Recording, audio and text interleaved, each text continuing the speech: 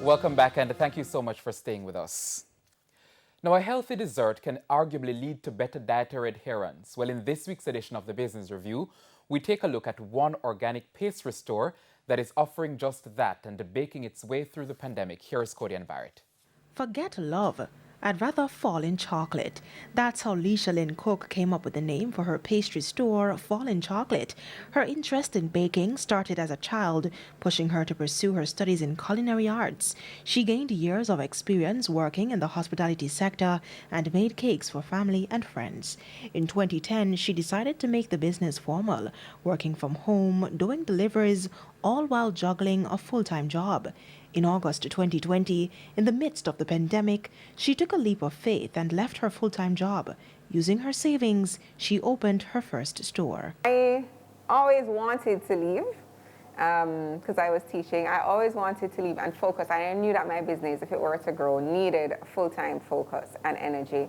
And some people might think I'm crazy, but you know, I prayed about it. I spoke to the Lord and He said it was the time. This is the time to move. And I thought, like, really? And there were some people who thought, but you're leaving your full-time job at this moment, you know, are you sure? But you know, when God says to move, you move. Operating under COVID-19 restrictions proved challenging. The business had to quickly adjust to taking last-minute orders.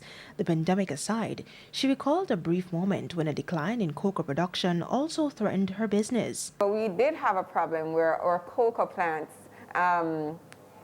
suffered from a disease for a number of years, and so all of our cocoa population was wiped out for a while, and so a lot of persons didn't go back into cocoa production, and so we lost, you know, a lot of that. A hurdle she crossed. The business solely uses 100% organic chocolate from local producers. Fall in Chocolate also offers customized cakes and a wide range of pastries for persons with special dietary needs. Then there are baking classes and a bakery supply distribution store, but the bulk of profit comes from cake sales. About 70% of our revenue comes from cakes and cake orders and desserts.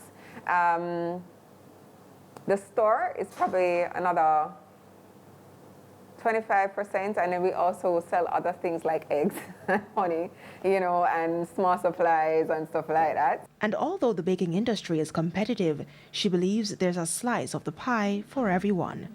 If you have your own niche and your own style and your own flavors, people are going to gravitate towards you. Someone may like my cake, but not like somebody else's, or they may like somebody else's and not like mine.